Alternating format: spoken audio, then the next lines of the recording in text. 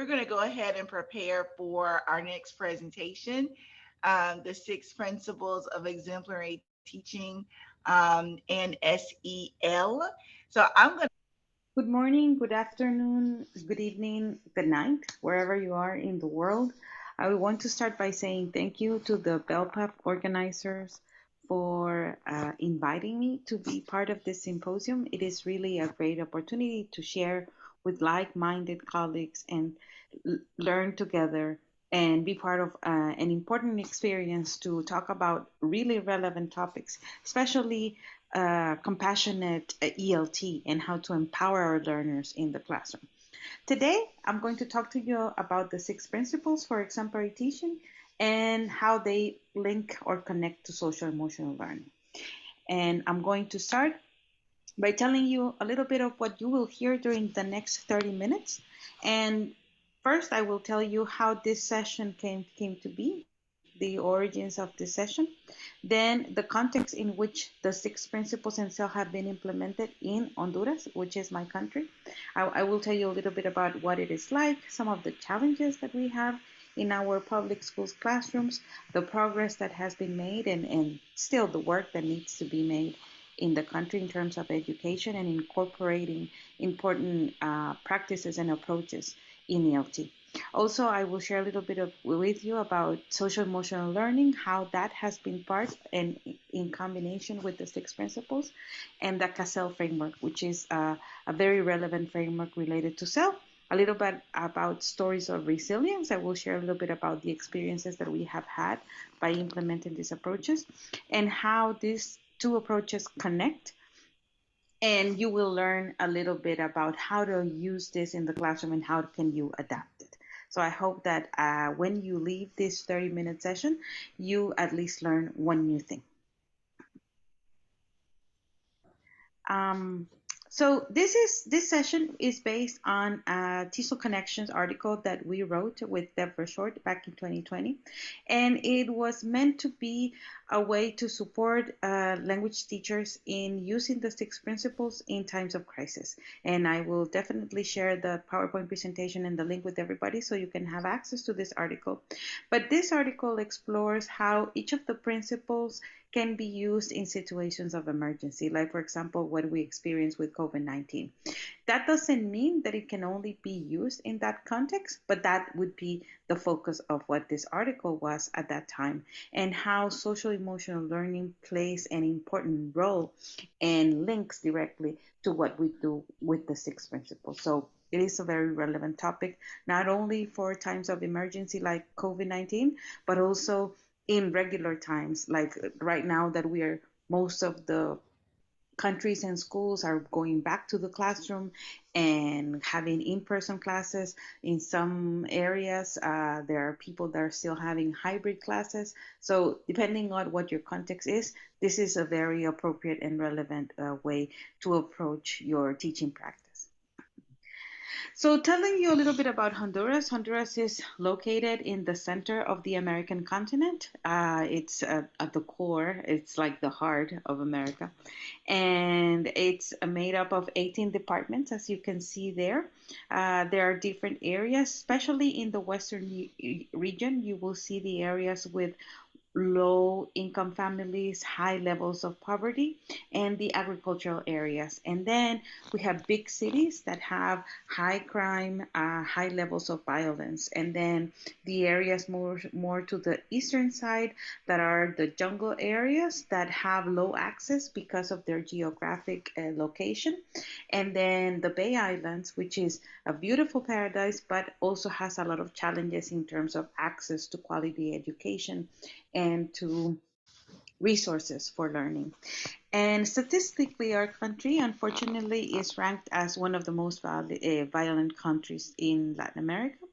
There are many gangs in different areas of the country, and sometimes we have situations in which we have a gang that is in a neighborhood and another opposing gang in the nearby neighborhood, and children and the population in general cannot cross to the other side because different gangs are in their area. So our population, our learners face those situations, and that's sometimes where they have their centers of operation. The culture of peace, the culture of resilience, the culture of social emotional learning and managing certain emotions and situations is still a new concept, but we're getting there. And even though it's the progress is slow, we're getting there in terms of understanding the importance of having safe spaces for learning. Some of the challenges, like I said, gang control, they prevent access to education, police corruption. Sometimes police is colluded with gangs or organized crime that creates impunity, and it creates problems in learners accessing education. Political unrest, there are many protests. We had a period where those stopped, but now those protests have started all over again, protesting for many things, for because everything is too expensive, because prices are too high, salaries are too low, and all those things that are, of course, a worldwide issue, right? Not only pertinent to Honduras, but it's a situation that is happening everywhere in the world. There's a lot of impunity, right? People don't feel that they're going to have consequences for bad actions. There's a lack of political will to solve the issues, and then sometimes we have teachers without specific competencies to address the challenges. In other words, not enough teacher education programs that are well integrated with all the needed approaches, and then not enough teacher training for in-service teachers that are in the classroom. So they need to do what they think is okay, but not necessarily focus on the newest trends of quality education and access to quality education. There are institutional actions that are being done in the country in order to support the learners. They can be along the lines of laws and policies. We have a lot of laws and policies, not always or not usually reinforced. And that's a shame, because sometimes the laws and policies are good policies, but if they're not reinforced, there's no use in having them. Then we also have individuals that support schools directly. There's a lot of community work that communities are very supportive of the learners and focus on making sure that children remain in school, making sure that children have access to the resources and the materials that they need. We also, of course, have the teachers in the classroom who do a great job. And then we have donors that have development projects that are really supporting and creating those providing those tools and building those competencies so that people can be more resilient and thrive in the communities where they live, preventing them from immigrating internally, but also externally. And some of these programs are, for example, the Lectores a Líderes, which is a reading program that supports teachers, and it's supporting over 500,000 learners in improving their reading and writing skills. Asegurando la Educación, which is a program that has been emphasizing over the last 5 years how to develop safe spaces for learning, develop social emotional learning skills. Empleando Futuros en Creando Mi Futuro Aquí, which are workforce development activities focused on making sure that youth that are neither working nor studying have access to labor competencies and skills to thrive in the different jobs that they could have access to. So there is work being done, but there's still a lot that needs to be done. The progress is slow. We're still building this culture of peace and integrating social emotional learning into teaching in general, but also into teaching English as a second language. We are working on creating those safe learning environments where children feel that they can go to school and not have a problem with violence or high crime or issues with lack of resources. We are creating a space in the schools where the children feel that they are not being bullied, that they are not being being hazed, that they are not, that violence is not going to be part of the school system.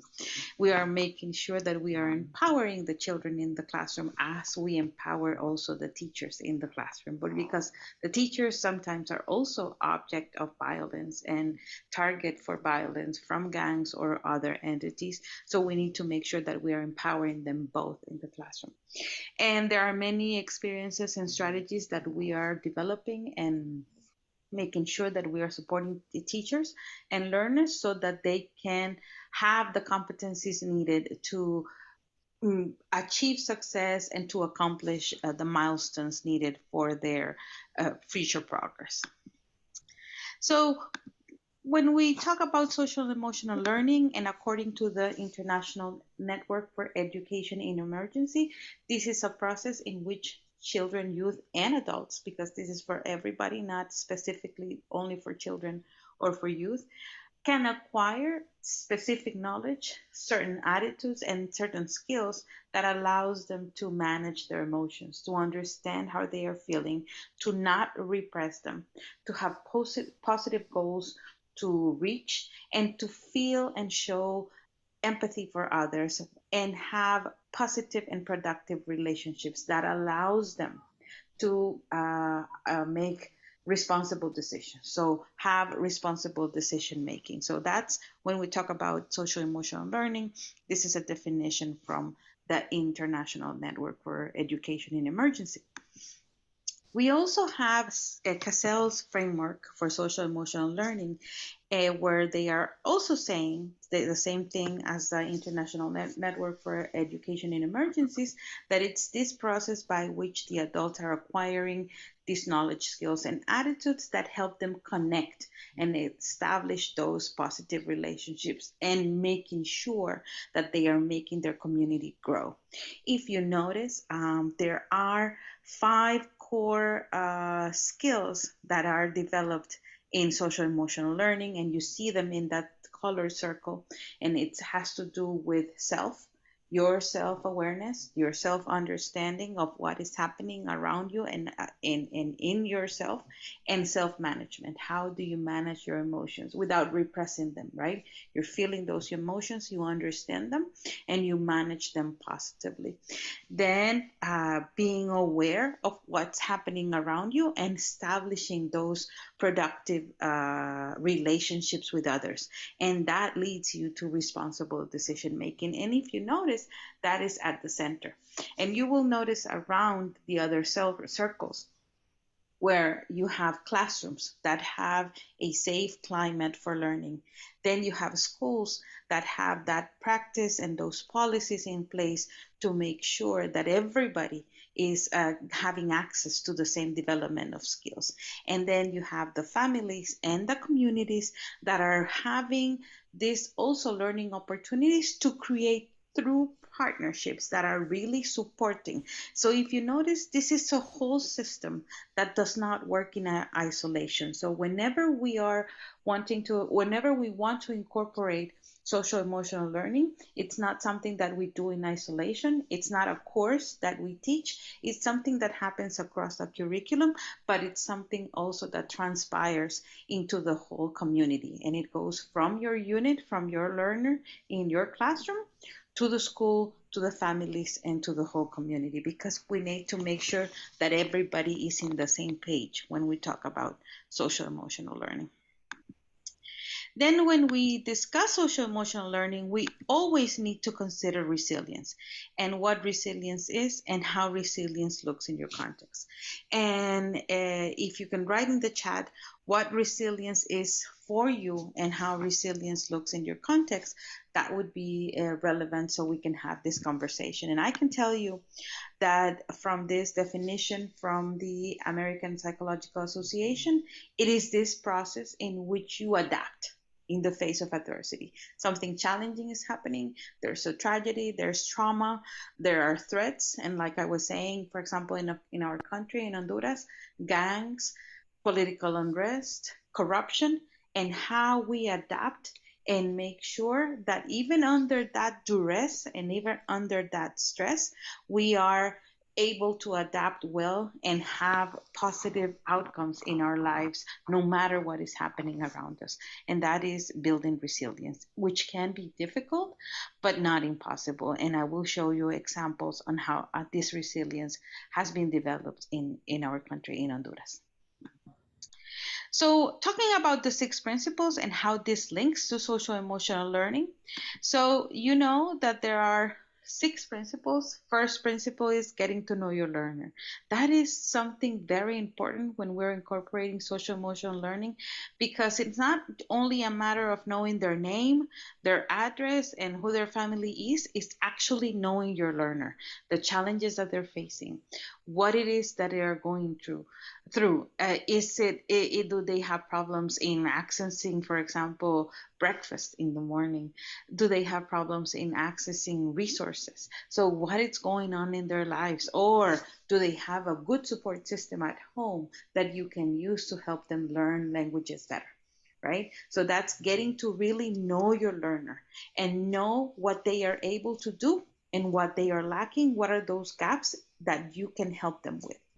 Then you also are building that educational experience in your classroom. You're creating the perfect ambience for learning, be it in person, be it online, be it in a hybrid setting, be it in distance learning. And depending on your context, that can vary, right? And you want to make sure when you are creating this educational experience that you have goals that you are establishing, that you are engaging and making sure that your learners are engaging with the content that you have created, that there is interaction with those goals and that direction that you are setting for your learners, and that you are creating the perfect ambience for learning and for self-regulating learning, be it that you are facilitating that learning or that your students are self-regulating and self-managing that learning. You also want to make sure that there is quality in what you're teaching, right? That your students are being exposed to what they need to be exposed. And sometimes we might find ourselves in contexts where we are lacking technology, for example, but that doesn't mean that we don't expose them to technology. We have to expose them to technology because we don't know if in the future they will have access to it, and we need them to be prepared for that moment. So we need to make sure that whatever is trending, whatever is happening out there, our students are being exposed to that and understand it and are able to use it, even if the specific resources are not there. An example would be artificial intelligence. In a low income setting, that will be kind of difficult, but maybe you can bring one piece of artificial intelligence. It can be a simulator. It can be your computer with ChatGPT, for example. It can be anything that you bring in your classroom, even if it's a low income context, and you let them use and manipulate that learning tool, because you want to make sure that whenever they are confronted with that in the future, they have had the experience with that, so that it's not something new that can become frustrating, but it's something that they are familiar with and that they can understand it and develop those skills for that. So we do want to make sure that we have that quality and that quantity of learning in our classroom. We also need to be able to adapt, and COVID taught us that, right? We had to adapt from being in person to being online, and that meant a huge pivot, a huge shift for many of us. And that's important. We need to be like the chameleon in the picture, right? Depending on where we are, we're going to make the necessary changes. We have a lesson plan that we have set for our classes, and it's a lesson plan that we think it's perfect. But when we go into the classroom, anything can happen and we adapt. And we do that normally. And with situations of crisis, with situations of emergency, or when we are trying to build social emotional learning skills, we need to make sure that we are adapting. We also have to continuously monitor, continuously assess what is happening, how our students are grasping the knowledge, how our students making sure that we know if they understand the content. Where are the areas that are challenging? Where do we anticipate issues, right? So we need to constantly monitor and assess what's happening in our classroom. And this last one, Principle 6, is very important because it's building communities of practice. And communities of practice not only for teachers, nor normally teachers, we have the tendency to create those communities and have those networks where we support each other to learn and share, but also for our learners, because we want them to have also that network where they can trust people, when they can, where they can come together, when they can say, I'm having issues with my math class, or I'm having issues with my language class, and but I know that there are people around me that can support me and help me. Examples of things that we have done in this area in Honduras with the different projects that we have working with the Ministry of Education are, for example, reading circles, or there have been some communities that have created uh, reading with soup, and that means the community cooks soup and then everybody's reading that day while they are eating a bowl of soup, for example. Or reading with coffee, they make coffee and then everybody sits down, drinks their coffee, and they are reading to each other, reading to their children, and the community comes together. So it's not only building a community of practice for the teachers, which is really important and really relevant, but also building those communities of practice with your learners and also with the families, because that is really going to create that support network so that the learners remain in school and thrive in school. Examples of strategies that you can use depending on the principles. And when we think about getting to know our children, it is important to be patient, right? And making sure that we meet each of our children, if each of the children that we have in our classroom, where they are at, right? Showing grace in case things are happening at home that are difficult and situations that are creating stress, and making sure that we are waiting for them to give that next step. It doesn't mean that it's a bad thing. It means that we're giving their time, and we're differentiating instruction because we know and understand our children. Also, in creating that environment for learning, we are, of course, bringing tools that are going to help them. There are cases in which sometimes we think translation is a bad thing in the classroom when we're teaching a language, and we can learn how to use translation, for example, to our advantage, and making sure that, for example, a tip that I give my learners is don't use Google Translation, but I give them, for example, another tool that is wordreference.com. And why do I like wordreference.com? Because it doesn't only give them the translation of the word in their native language, but it helps them with additional synonyms. It helps them with phrases in which they can use the word. So it's not bad to translate. It's a good idea to use the adequate tool to help them learn. So translation then becomes an asset instead of a negative thing. Also, for example, thinking about artificial intelligence and ChatGPT, people are worried about plagiarism, but why not make them aware, make our learners aware of the tool, and tell them that they can use it to create things, or that they can use it to understand how to better express their ideas in writing, or how to better express their ideas in speaking.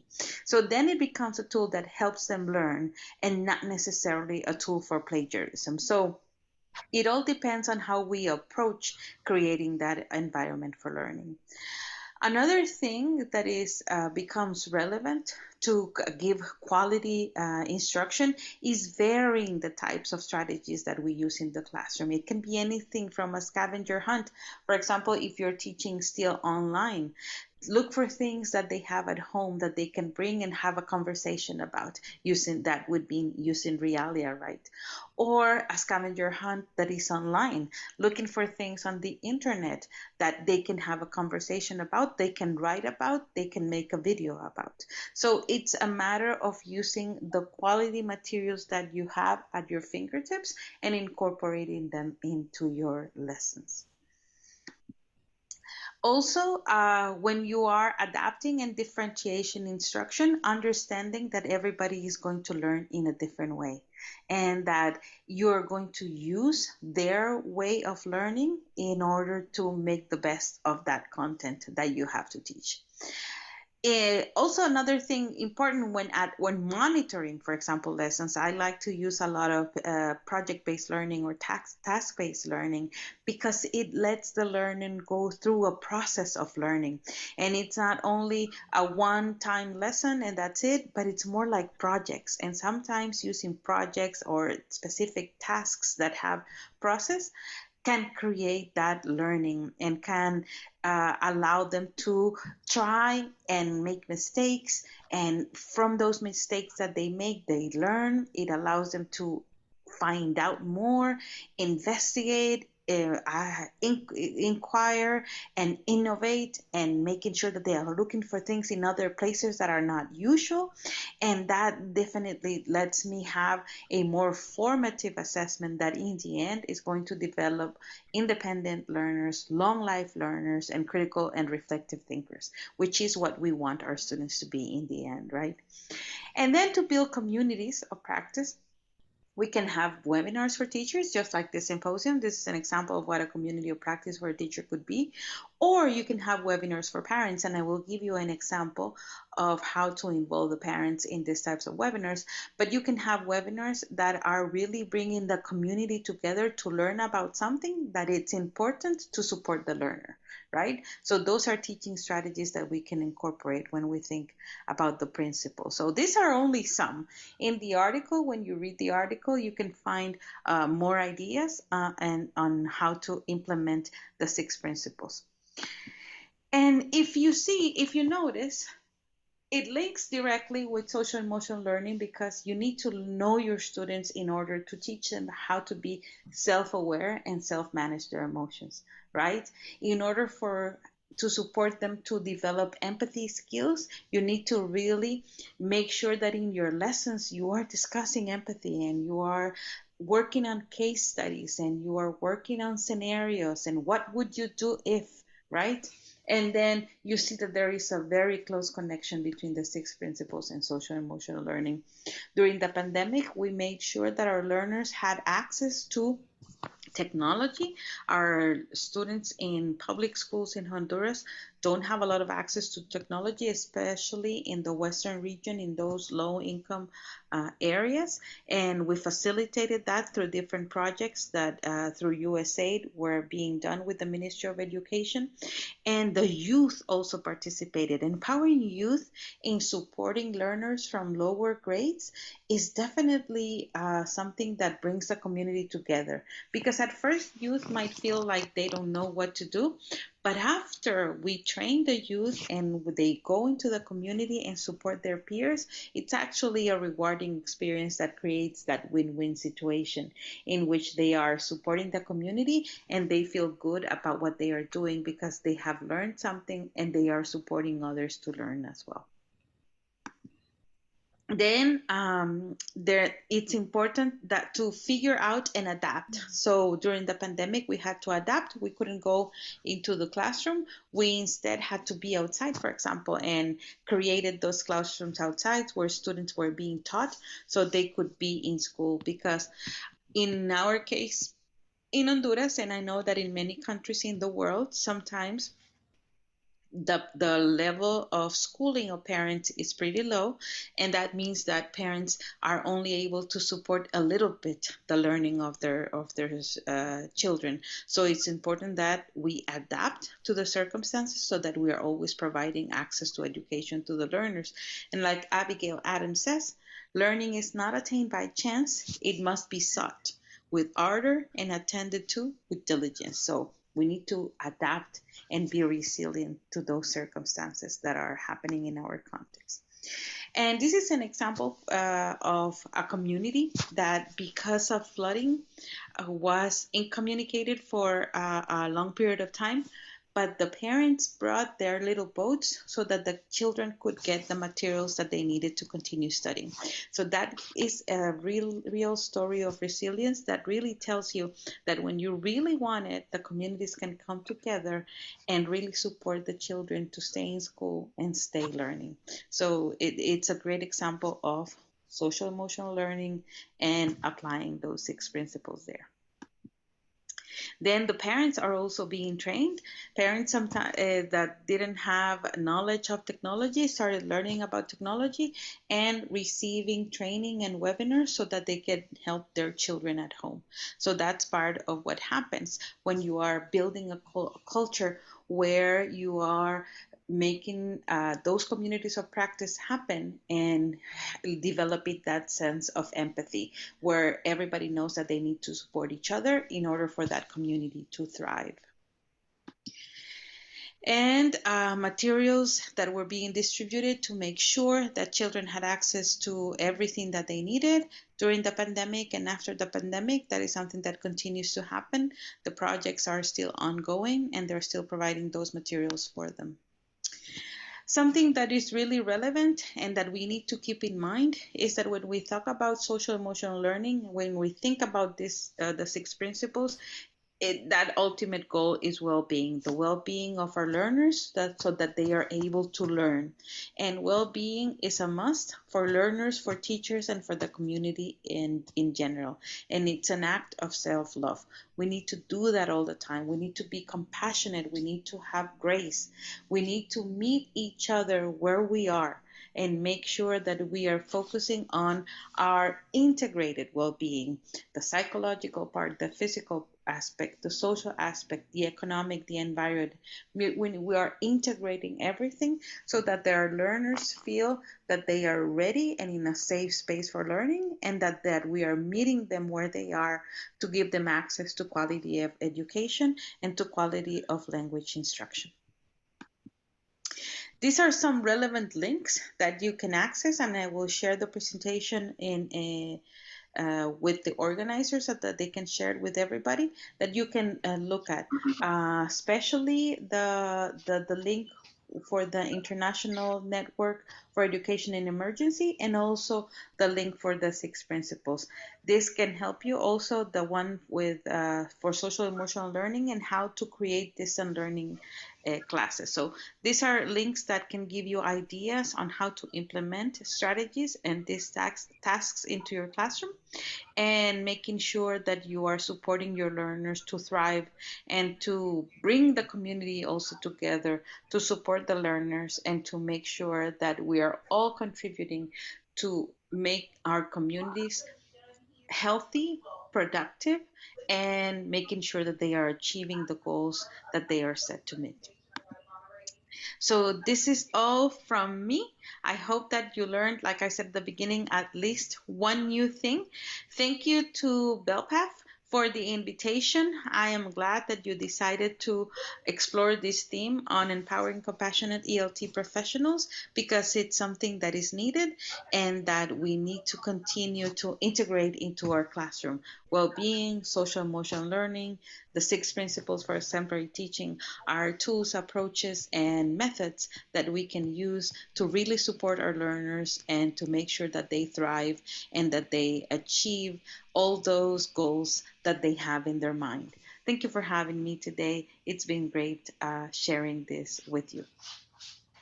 Hello, everyone. Thank you so much for um, watching that presentation with us from Gracia Maria Mendoza, Chirinos of Honduras. I had just a few quick notes. We're going to actually send a link for that particular video if you wanted to find to see it. And some key points to take away is learning to adapt as teachers, and also adapting our content and teaching strategies for our students for a better learning environment. Monitor and assess where your students are on a regular basis so that you can modify instruction as needed. I was excited because she used wordreference.com. It's one of my favorites that I use in my corporate teaching for my ESL students at work, and they really love that site. And making sure to, again, vary instruction and understand parents and what their needs are as well. So we want to thank her for the presentation. Now it's time for us to take the next opportunity to learn more with Patricia Arbona from Argentina. She will be presenting on cultivating a global mindset through drama. So I'm going to turn the floor over to her now. Good morning, good afternoon, good evening, teachers of the world. It is a great pleasure for me to be with you all. And before starting, I would like to say a big thank you to the organizers. So let me share my presentation before starting.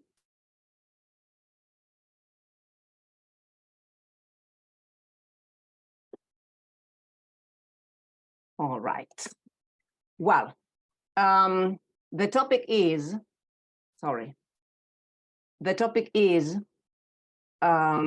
cultivating a global mindset through drama.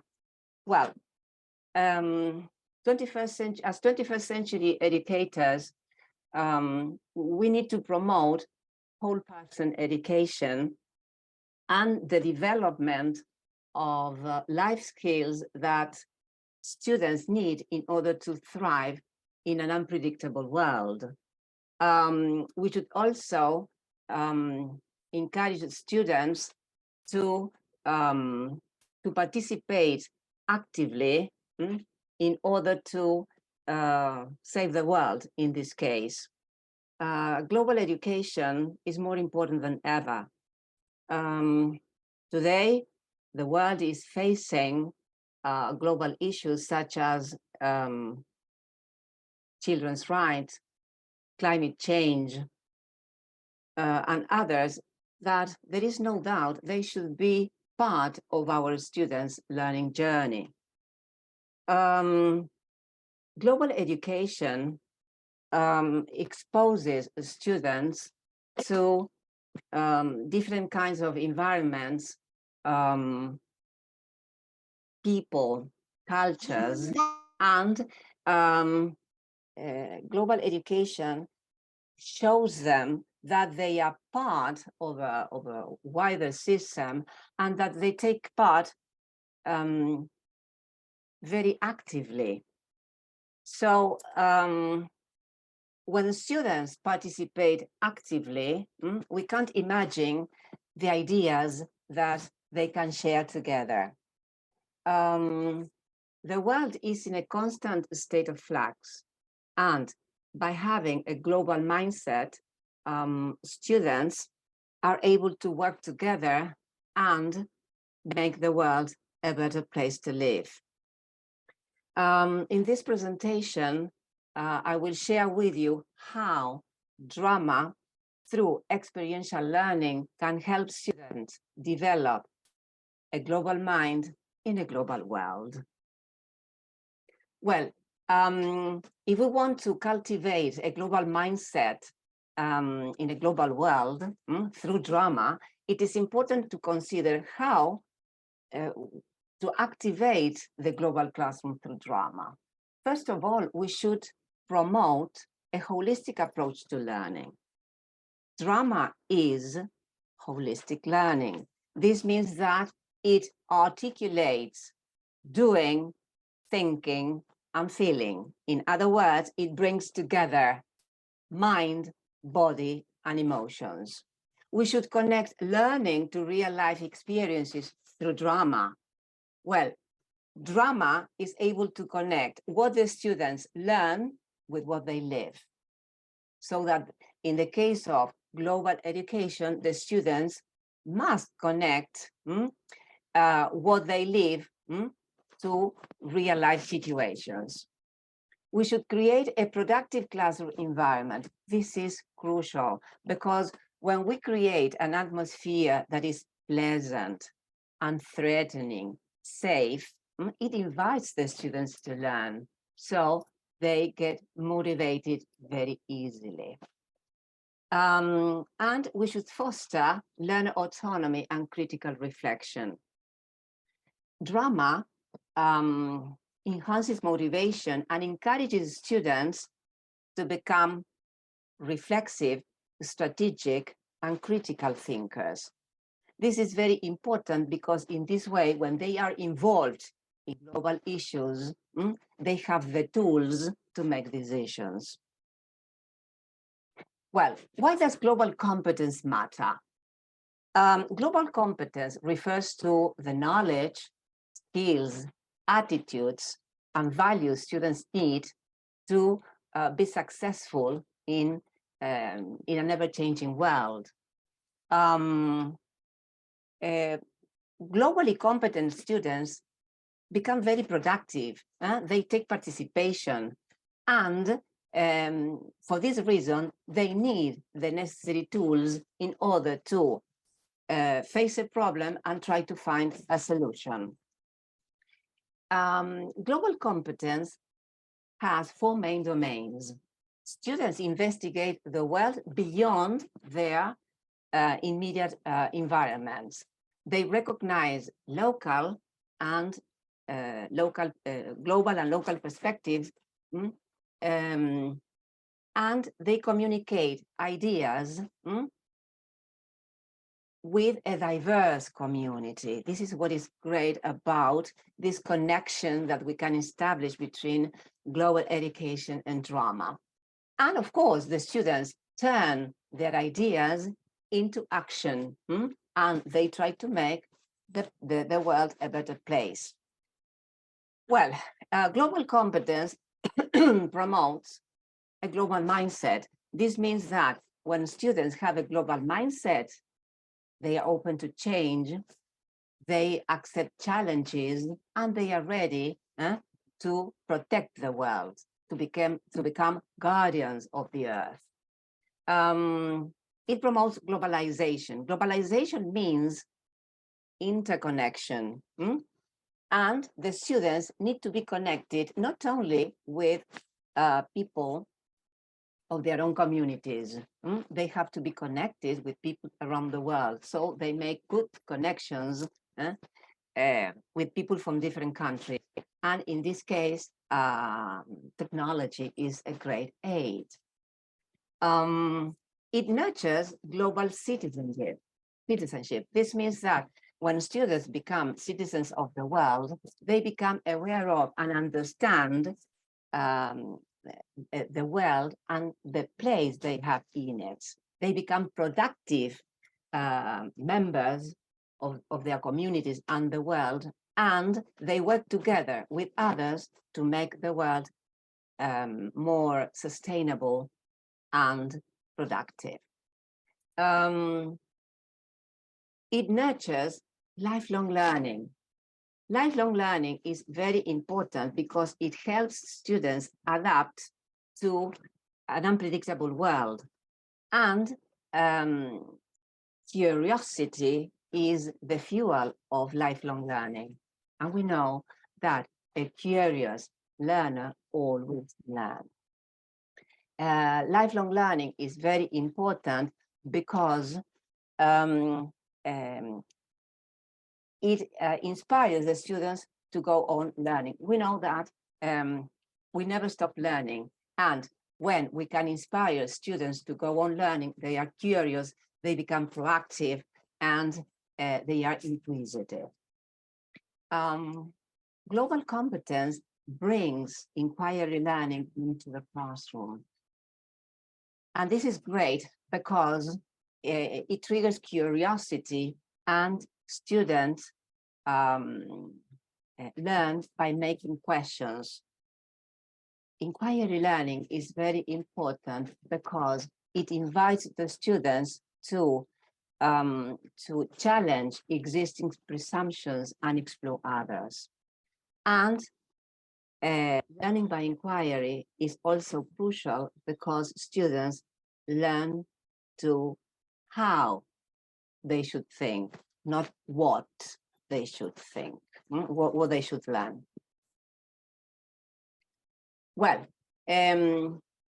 how does a drama weave into the fabric of global education? Well, when drama is used in global education, there is a close connection between the two. Drama provides all the tools students need in order to be successful and really become citizens of the world. And also when both of them are combined, what is highlighted is the role of drama as a social activity. Why? Because it promotes teamwork. And in global education, students need to work together in order to discuss different solutions to the problems that may be affecting their communities or the world, and the world. Well, but let's consider the characteristics of each of them. Global education is a multifaceted process. This means that it combines features and perspectives. Different types are usually present. It is a transformative process because it generates change in society and in human behavior. Unlearning is an important part of global education. In fact, unlearning is the new type of learning. In the global classroom, students learn, unlearn, and relearn. And this type of learning is crucial because it invites the student to reflect about the type of jobs they are doing in their communities and around the world. It promotes transdisciplinary learning. This means that the students make connections across school subjects. This is very important because the students can understand better what they are investigating and what they are discussing. Why? Because school subjects provide information so they can articulate what they are learning more satisfactorily. In the case of drama, well, you know that when we use drama in the classroom, the students express their ideas, and at the same time, they express how they feel. For this reason, it is important to consider the 4 purposes of drama in global education. They are expressing the need for social change, communicating a universal theme, recreating and interpreting informations, ideas, and emotions. Amazing. So as you see, drama is the perfect companion for global education. Well, what is the impact of drama on education? Well, I have included the most important ones, but of course, there are many more. Drama promotes multiple intelligences. Howard Gardner has redefined the notion, the concept of multiple intelligences, and he has distinguished 8. Each human being has these 8 intelligences. What is different is the way they are combined. So in the classroom, it is very important for us to discover the type of potential the students bring to class in order to encourage them to use this potential or these intelligences in their process of learning. It nurtures emotional intelligence. We know that we are activated by emotions. We are emotional creatures. First, we feel, and then we reason. So the same happens in the classroom. That's why I said before that we need to create a pleasant atmosphere in which the students are comfortable and ready to learn. Learning and emotions are closely connected. They form a binomial and they cannot be separated. And we should remember that students do not learn when we want to teach them. They learn when they are intrinsically motivated, when positive emotions are around them. Well, drama appeals to all learning styles. We all know that homogeneous classes do not exist. Each student is unique. And this is what we need to consider in the classroom in order to discover what they bring to class. Drama is inclusive learning. This means that all types of students can work together. Like all the other arts, drama is a great equalizer because independent of ability or disability, it includes all types of students. All types of students can work together. Why? Because they are using their own potential and they are using their own styles of learning. It promotes cooperative work. Most of the activities are done in groups so that the students enjoy working together. And we shouldn't forget that learning is a social process. Students need to work together first before becoming autonomous. Drama hones communication skills. And here we need to consider two different aspects when drama is part of global education. Younger students can communicate around the world with people who share the same language. It's easier for them.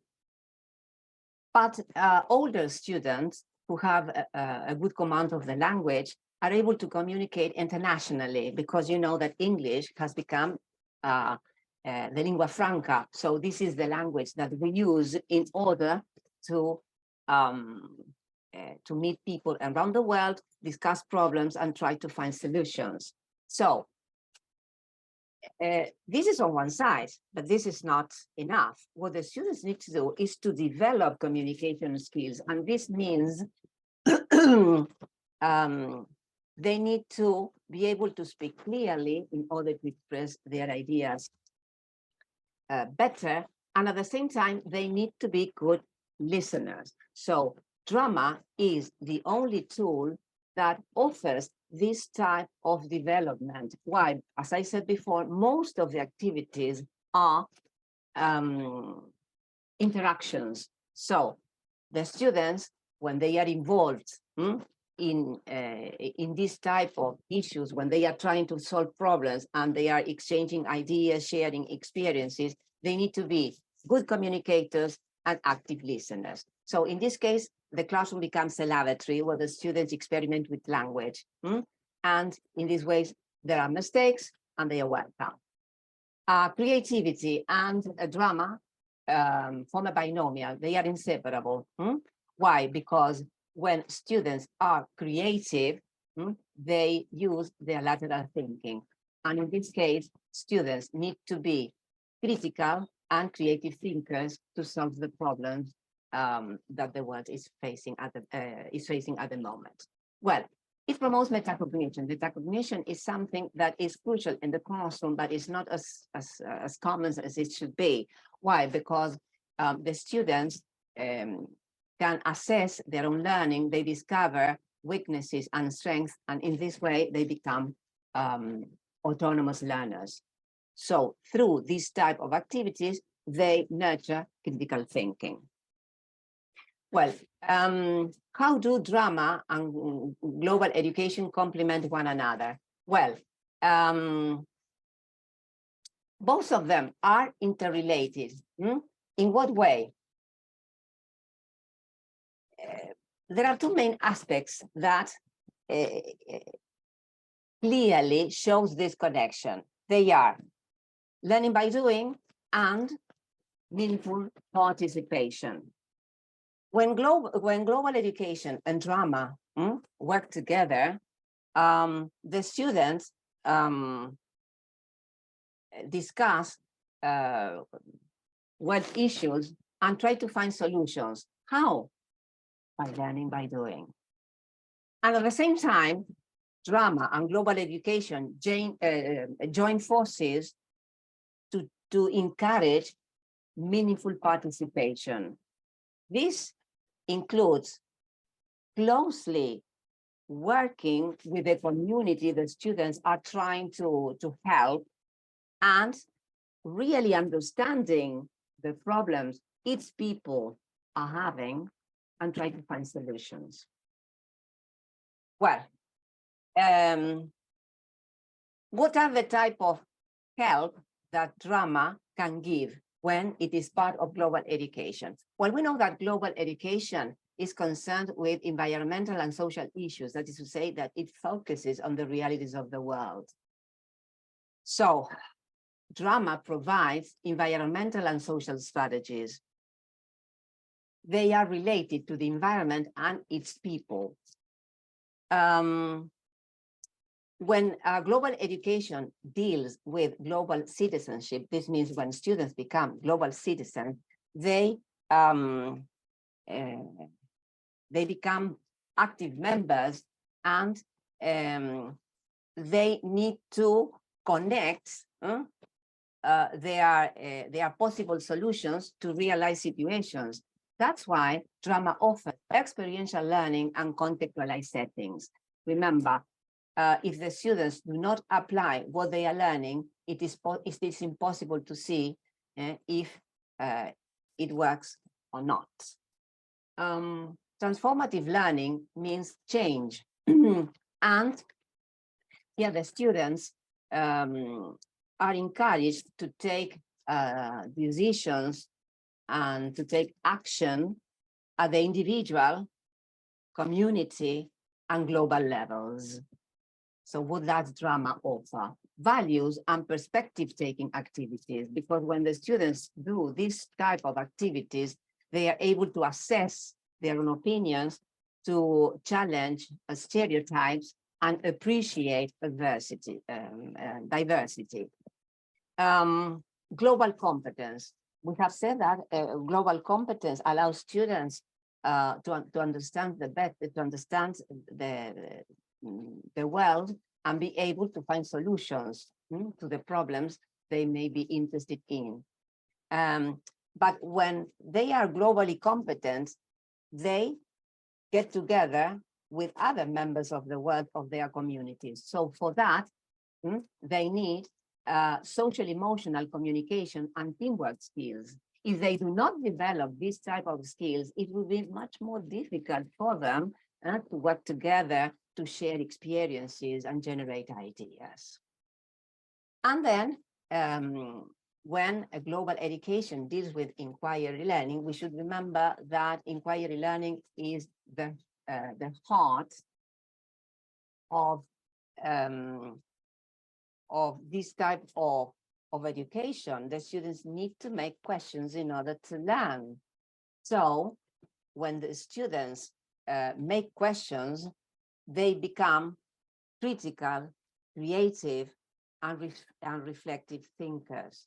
So drama, in this case, has the skills that are needed for this purpose: creative, critical, and metacognitive skills. So as you see, when drama and global education are together, they become good friends. Now, what are the activities that can be used? Well, there is a great variety of activities. I have included the most significant ones. Most of them are familiar to you, I'm sure. Well, debates and discussions, and another interesting type of discussion is the bus session. In this case, the class is divided into groups of 2 students, and the teacher propose a world issue, and each group discusses it individually. Then they get together, they share their ideas, and they try to find or to decide the most possible solution. Well, brainstorming, it's a very interesting strategy. Why? Because it is the best tool for creative problem solving. So it cannot be absent in global education. Well, it is the best way the students can use to generate ideas. And it is also important because the students work together and they learn from one another.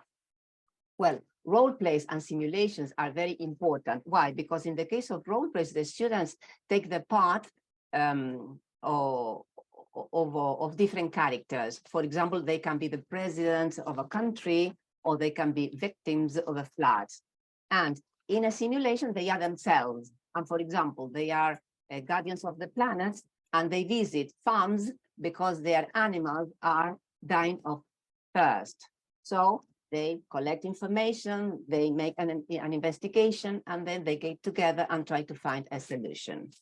Group story, in the case of this activity, the students tell the story of an experience they've had, and each student makes a contribution. So it is a group creation. And of course, a mini play where the students act out a play in which a specific issue is present. So, final thoughts. We should remember that as 21st century educators, we are in a unique position to have a direct impact on our students. For this reason, it is important to consider that the transformation of education begins with teachers. As agents of change, they should turn this global education vision into a daily reality for each and every student. But for this, it is important to select top tools that will help us elevate student learning. When drama and global education act together, students can build a global mindset that gives them the knowledge, creativity, and skills they need to face world challenges. So, my final advice is feel the magic of drama in the classroom. I think it's worth a try. So this is the end of my presentation, and thank you very much. And if you want to make any questions, I'm all ears. Thanks so much for your presentation, Patricia.